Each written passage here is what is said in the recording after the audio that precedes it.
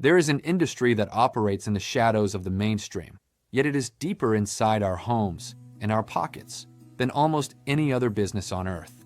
It is a subject that makes people uncomfortable. It's taboo, it's controversial, and it generates billions of dollars a year. Welcome back to Talk with Bawan. Today, we aren't shying away from the difficult conversation. We are pulling back the curtain on the adult entertainment industry, pornography.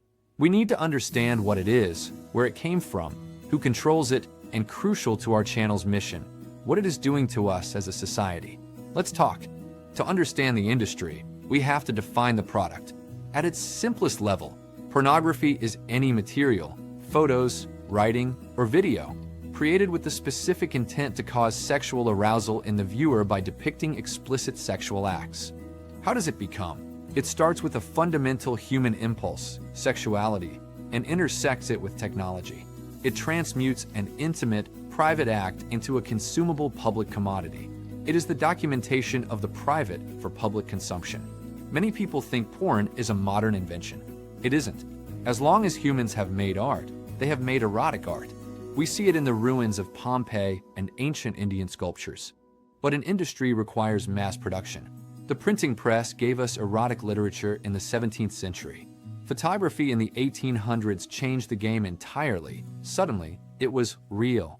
But the modern industry was truly born in the late 1970s and 80s with the VCR. The home video market took porn out of CD theaters and brought it into the living room. This was the golden age of the adult film studio. Then came the internet. The internet didn't just change the industry, it shattered it and rebuilt it. It moved from physical tapes to instant, infinite, and often free streaming.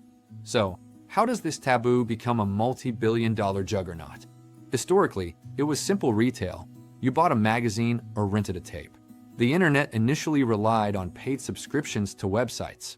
But around 2006, the tube sites emerged. These platforms borrowed YouTube's model, hosting user-uploaded content for free and monetizing through massive ad revenue from traffic. Today, we have shifted again to the creator economy model, like OnlyFans. This decentralized the business, allowing individuals to bypass studios and sell subscriptions directly to fans, keeping a larger cut of the profits. The business model is constantly evolving to find the fastest route from arousal to payment. This leads to a common question I see online. Who actually owns all of this? Is there a secret society managing the world's desires? The truth is less cinematic, but perhaps more disturbing.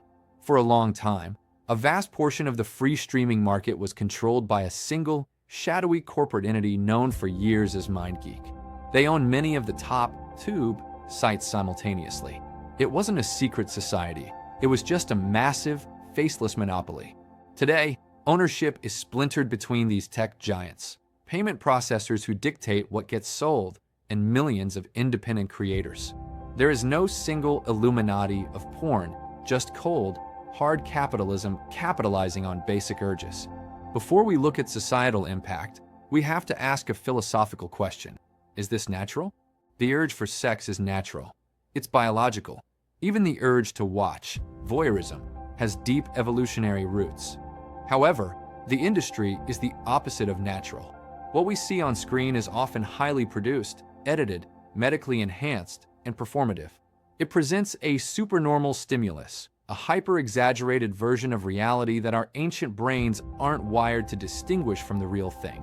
It is a fabricated reality designed to hack our dopamine reward systems. This is the most critical part of our conversation today. How is this affecting us? While some argue it allows for sexual exploration, a growing body of research and anecdotal evidence points to significant negative impacts, particularly with high-speed internet porn. Point 1. The brain. The infinite novelty of internet porn can lead to dopamine dysregulation, similar to substance addiction.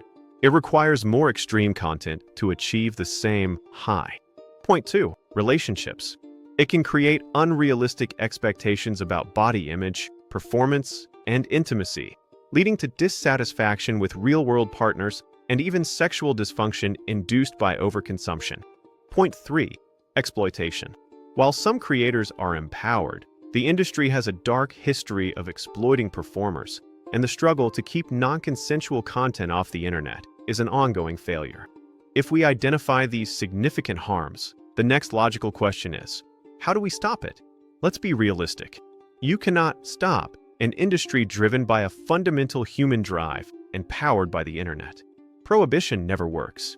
The solution isn't banning, it's awareness and regulation. We need better age verification to protect minors. We need to hold platforms accountable for exploitative content. But most importantly, the change has to be individual. It requires digital literacy, understanding that what you are watching is a performance, not reality. So, is the industry good or bad for society?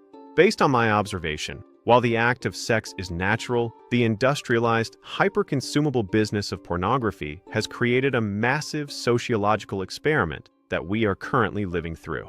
It has monetized intimacy at the cost of genuine connection for many people. It's a heavy topic, but here on Talk with Bawan, we believe that talking about the shadows is the only way to bring some light to them. What are your thoughts? Is this an issue of personal freedom or a public health crisis? Let me know in the comments below, respectfully. Thanks for watching.